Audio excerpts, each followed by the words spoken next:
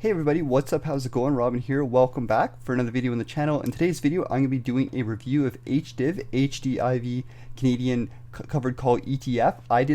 If you guys don't remember, I did a video a long time ago on the channel where I basically reviewed HYLD, and I promised you guys I'd do a video on the Canadian version, which is HDIV. So in today's video, we're going to be covering that ETF.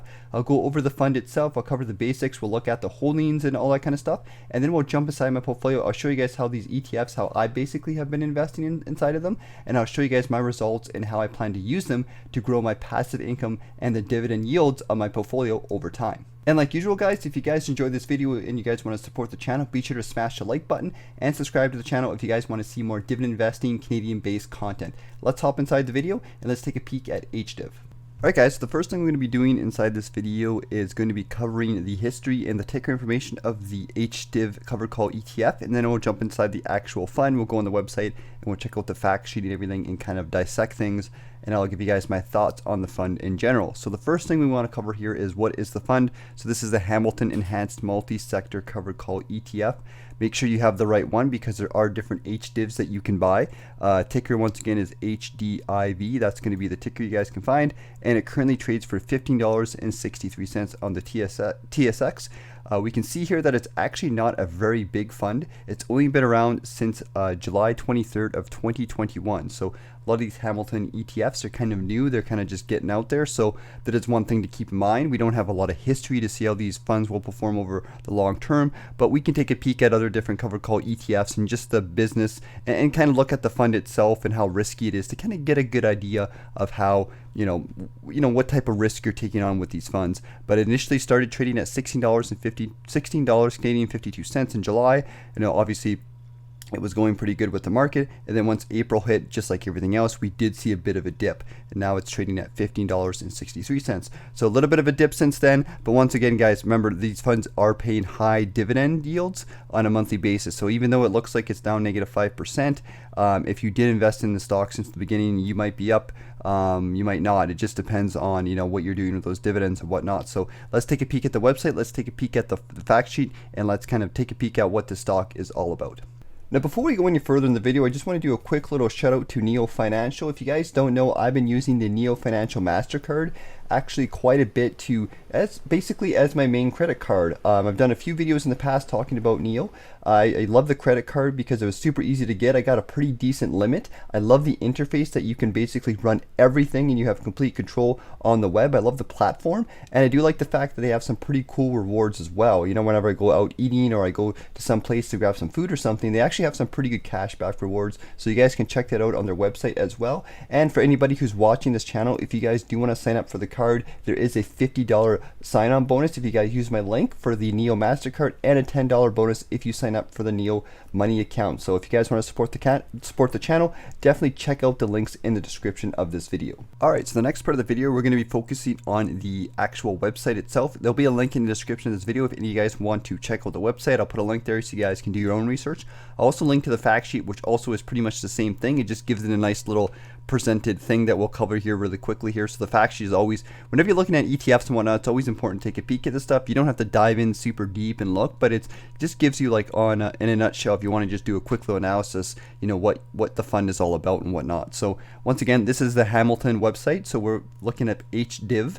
That's the ticker. The yield currently is 9.48%. I don't know what the current date yield. They update these usually on a weekly basis, but once again, if markets are going up and down a lot, that yield can definitely change. So just be sure you double check that. But it's more or less kind of, I think, around that 9% yield right now.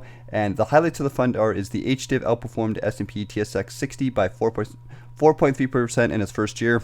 Whatever, doesn't really mean much. Yield of 9% with monthly distributions, so you're getting those distributions on a monthly regular basis, and it is an equal weighted portfolio of 7 sector covered call ETF. So when you buy HDIV, you're not just getting one ETF. We'll actually scroll down here and I'll show you guys. You're actually getting multiple ETFs inside the fund. So we have these different tickers here. So these are different ETFs that are pretty much equal weighted. I mean, they're not 100% equal. One's 16%, one's 12%, but more or less it's pretty similar.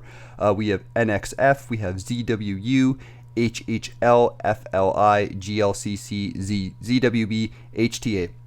These are different covered call based ETFs. Now, the interesting thing is I a lot of these I don't even know. I do know the BMO ones. I think most people know the BMO ones are the popular ones. Same with the Harvest ones. Some of these other ones you might know, you might not. Some of these are new to me, but you can take a peek at them. We could type them into Google. Like we could go like, let's say we want to look up ZWU. So we could type in ZWU stock. We could look it up. We could check out the fund individually. We could even go on their website. They most likely will have a website that we can take a peek at and find more information about the fund themselves. So you can dive into the individual funds if you want, if you guys have the time. Obviously, we're not going to do that in today's video because there's lots to cover, but I just wanted to give you guys that's what you guys could do if you want.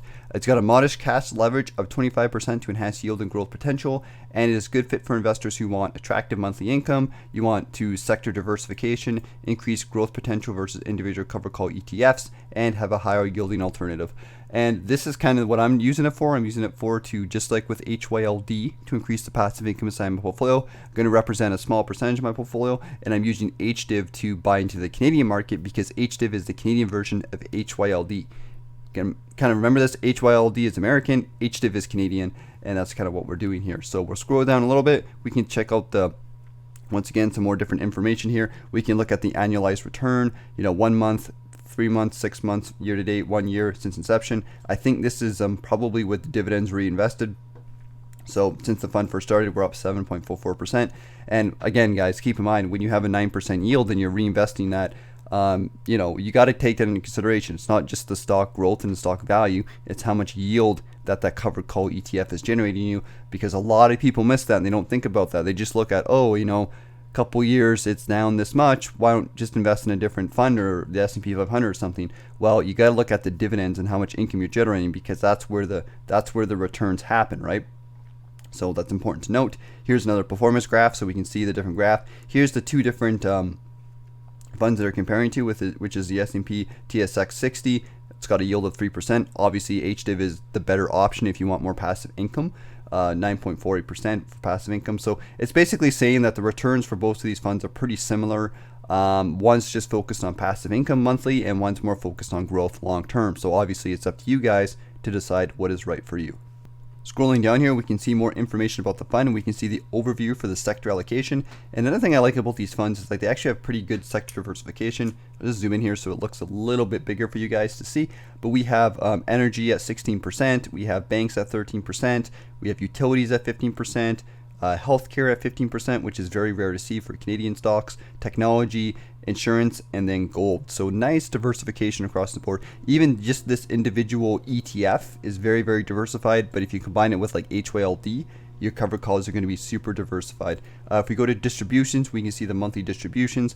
So they are currently paying a monthly frequency distribution of 0.1250, I guess 0.12 cents per share. So that's a very, very high yield, and you are getting that on a monthly basis. Looks like at the beginning of the month they did give a non-cash dividend. Not too sure what that is. Maybe it's just extra capital or something. Not too sure, but that is something that they do. We have different documents here as well that you guys can check out, such as press releases, fact sheets, ETFs, different financial statements, and different things like that. Scrolling down here, once again, we can see the holdings and some other information here, so you guys can check that out if you guys want. And the fact sheet is going to be, I'm just going to try to see if I can find the fact sheet.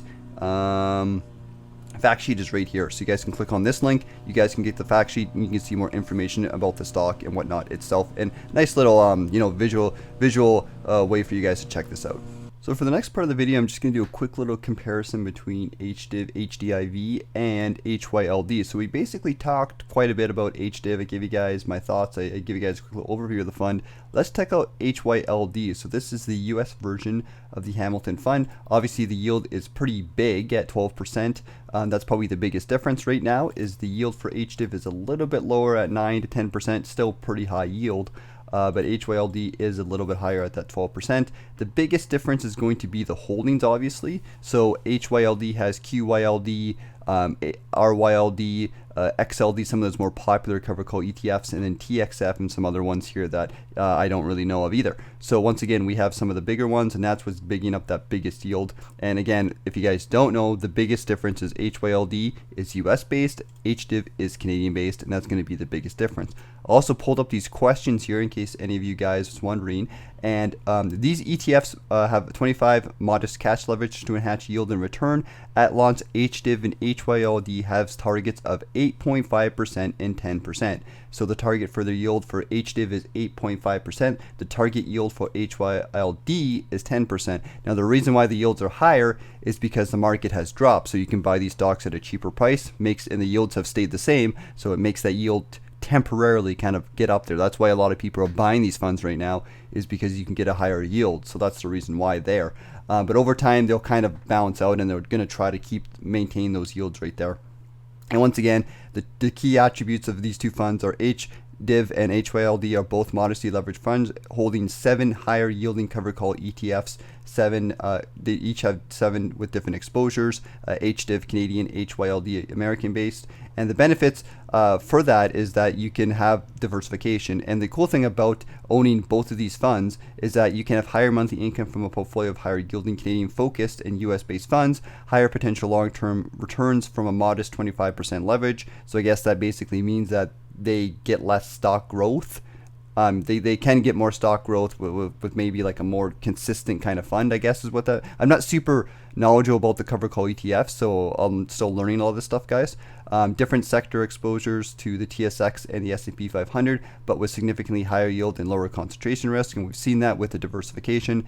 And we see all kinds of different cool things here with the two funds, and you guys can read up on this if you want. But the cool thing about these funds is that because you have a basically 7 different ETFs. If one ETF, let's say QYLD, misses the distributions or reduce their distributions, because you have a nice big collection of ETFs, they can just kind of change it from there. So that's the security, that's the safety of owning these funds. And a big question about the taxes here. What is the tax treatments of the monthly distributions? Well, as you guys will see here, distributions from covered call ETFs generally include eligible dividends, capital gains, foreign income, and a return of capital. So those different things are taxed differently depending on what account they're in. So unfortunately, you gotta kind of like look at the end of the year when you get your tax slips. You gotta put it in and figure that out. But just so you guys do know, a lot of things like return of capital, I believe, is taxed better than dividends. It just depends. Same with capital gains. So a lot of these funds can be very tax efficient, and basically you pay less tax than if you would if they're just a dividend stock or something. So once again, I'm not an expert in that field, and it depends on which account you're holding it in and what type of ETF it is, right? If it's US or Canadian or whatever. But I just want to point that out there for you guys to do your own research with. And as we go towards the end of this video, I want to give you guys an update on my plan and basically how I hold HDIV and HYLD inside my portfolio. So my plan, basically I'll just give you guys a quick little recap. So here's my TFSA, which I have a bunch of different stocks. It's basically Canadian stocks with US growth stocks as well. We have a pretty diversified portfolio here. If we scroll down, we can see HYLD and HDIV here. Obviously, I just started buying HDIV. I only have 9 shares, which is about $150, so obviously not that much. But I do have $2,000, $556 in HYLD. So this is obviously the first one I started to buy, and now I'm trying to diversify with a little bit of HDIV inside my portfolio. But if we click on this, we can see HYLD. I'm sitting at negative 8% return. Obviously, I did start buying it before the dip in the market, but I am taking advantage of that 12% yield that I've been getting on a regular basis. My average price is $15 Canadian, and it represents about 2.84% in my TFSA. So obviously, it's not a big chunk. I'm looking to get this to be maybe about 10-15% of my portfolio for both of these two funds, just to bring up the passive income and take advantage of those yields, but have a balanced approach. Inside my personal account, I do hold a little bit as well, 86 shares inside my personal account, and it's about 7% of my portfolio, so it's a little bit more inside my personal account. But keep in mind, my personal account is just a smaller account in general.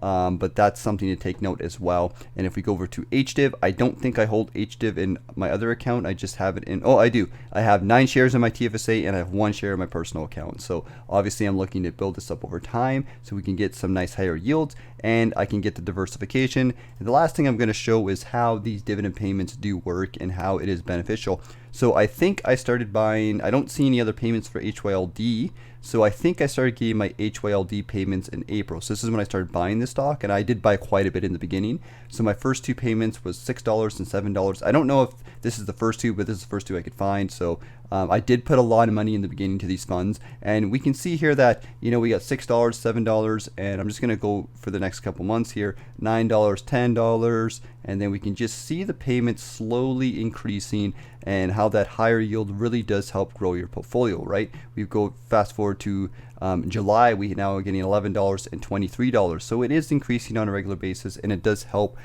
get that passive income growing inside the portfolio. So if your goal is passive income, these ETFs, along with your other dividend stocks and ETFs, do add up to make a pretty big difference. So at the end of the day, it really comes down to what type of portfolio you want to build. Now, if you're looking for passive income and high yield income, that's going to perform pretty well. Looking at some of these covered calls are definitely some good options for you. Now, HDIV is a high income covered call Canadian-based ETF. So if you want Canadian exposure, this fund is going to be for you. If you guys want US exposure, check out HYLD. And if you guys want to have both, you can always grab both inside your portfolio. But hopefully you guys found value in this video. Hopefully you guys kind of learn more about the funds themselves, and you guys got a better idea of why I invest inside, I invest with them inside my portfolio. So if you guys enjoyed this video, like usual, give it a big thumbs up. And if you guys have any questions or you have any comments, be sure to leave them in the comment section of the video. Take care, guys. Hope you guys have yourself a good weekend, and I will, of course, see you guys later.